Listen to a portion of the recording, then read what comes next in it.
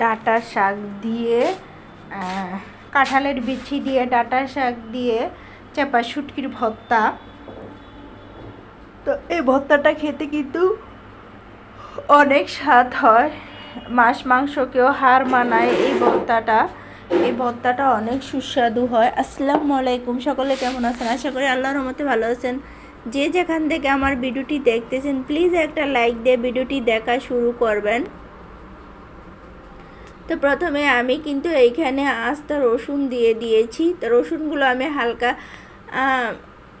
কিছু ভেজে নেব, ব্রাউন কালার করে নেব, নিয়ে এরপরে আমি কাঁঠালের বিচিগুলো দিয়ে দিলাম। এখানে কিন্তু আমি কাঁঠালের বিচি আর ডাঁটা শাক ইউজ করতেছি ভর্তার সাথে। তো আস্তা রসুন আর কাঁঠালের বিচিগুলো একটু ভেজে নিলাম, নিয়ে এরপরে আমি এখন দিয়ে দেব।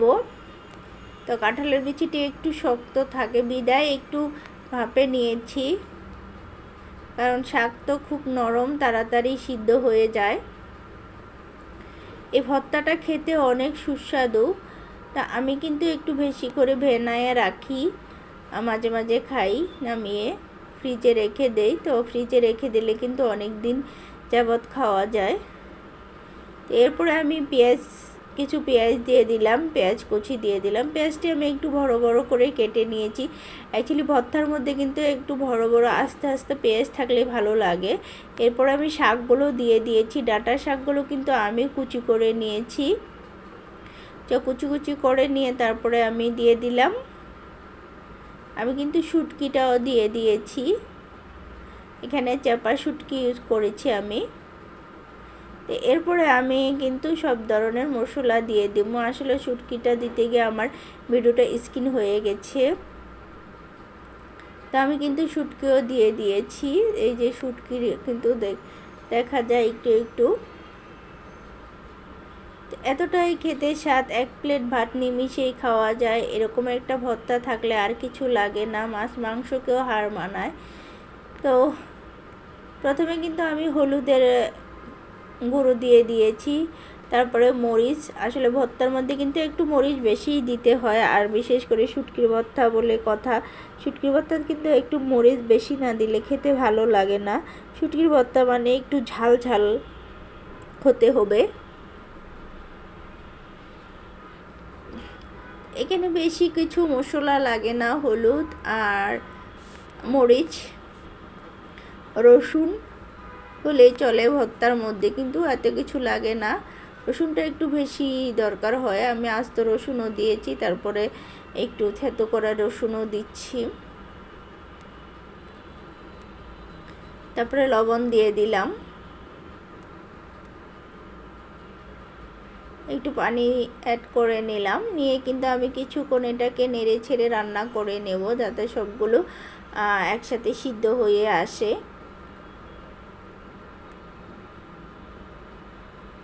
তো ভর্তাটা কিন্তু আসলে খেতে অনেক সুস্বাদু হয়।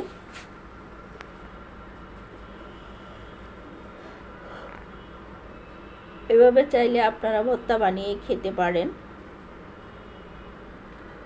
খুবই মজাদার এবং খুবই সুস্বাদু একটি ভর্তা।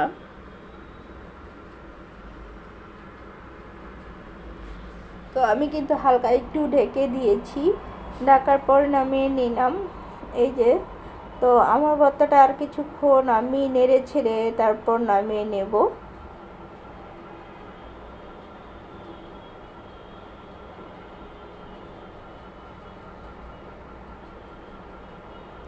তো ভর্তাটা আমার অলরেডি হয়ে গেছে, আমি ভর্তাটা একটু শুকিয়ে নেব যাতে পানি না থাকে।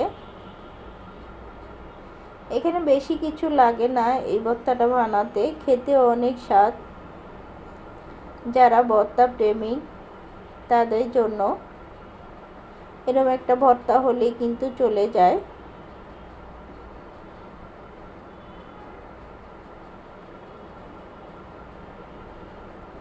তো এখানে আমি কিন্তু ট্যাংরা মাছ নিয়েছি। ট্যাংরা মাছগুলো কিন্তু ট্যাংরা মাছ রান্না করব আর কি। রান্না করার জন্য কিছু মশলা দিয়ে দিলাম। তো ট্যাংরা মাছের বিশেষ করে আমি চচ্চড়ি করব। ট্যাংরা মাছে হালকা একটু করে মশলা দিয়ে দিলাম, দিয়ে এখন মাছগুলো বলকা নিয়ে আমি উঠিয়ে নেব, কেননা এটার মধ্যে তরকারি দিলে নাড়া দিতে গেলে ভেঙে যাবে। তো আমি কিন্তু তরকারিটা দিয়ে দিলাম চিচিঙ্গা, ট্যাংরা মাছ দিয়ে চিচিঙ্গা রান্না করব। তো চিচিঙ্গাগুলো কিন্তু আমি চিচিঙ্গার ঝোল করব আর কি।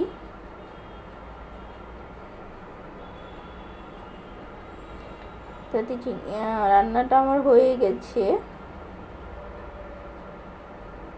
ছিমছাম রান্না এটা।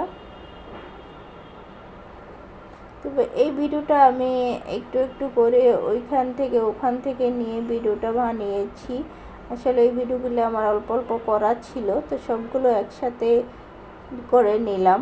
অল্প অল্প ভিডিও তো, তাই সব একসাথে করে নিয়েছি। তো এখানে একটা বাজার থেকে রুই মাছ আনা হয়েছে, তো রুই মাছটাকে আমি এখন পরিষ্কার করে নেব। তো বিশেষ করে রুই মাছ আমাদের বাজার থেকে এরকম করে ফালি করে নিয়ে আসা হয়, একবার করে নিয়ে আসা হয় না, কিন্তু বাসায় এনে তারপরে টুকরা করতে হয়।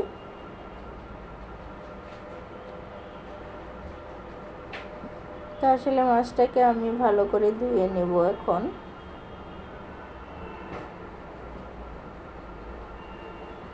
এটা হচ্ছে মাছের তেল পেটা যা আর কি।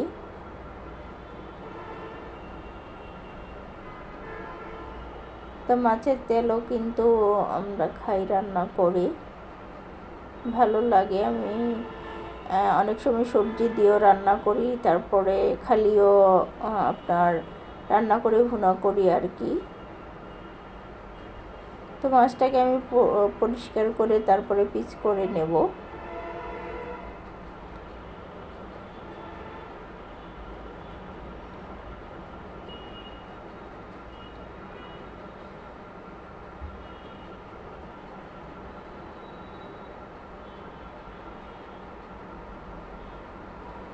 তো ফিরে আসলাম আবার ট্যাংরা মাছের তরকারি নিয়ে। তো ট্যাংরা মাছগুলো আমি প্রথমে ভেজে নিয়েছি, এরপরে এখানে আছে কী বলে পুলতা আর কি, আর ডাঁটা।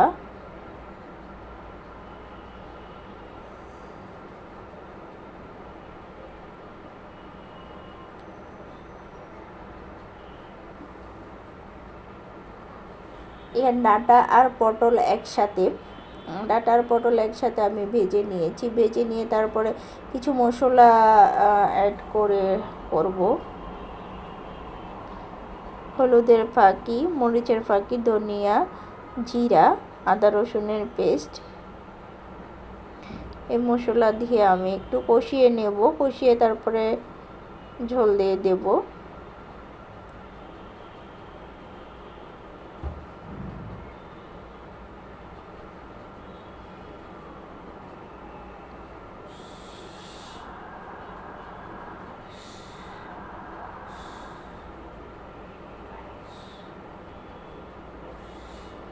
তো আমার মশলা দিয়ে কষানো হয়ে গেছে, এরপরে আমি ঝোলটা অ্যাড করে দেব।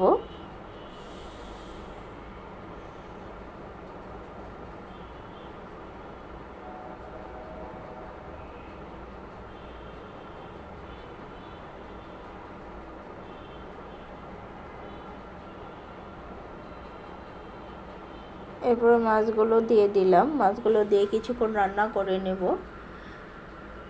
কিছুক্ষণ রান্না করলে আমার রান্না শেষ হয়ে যাবে। আশা করি যারা যারা এখনও লাইক দেন নাই আমার ভিডিও জুড়ে ছিলেন, সবাইকে অসংখ্য ধন্যবাদ। লাইক দিতে ভুলে গেলে একটা লাইক দিয়ে দেবেন। আল্লাহ হাফেজ।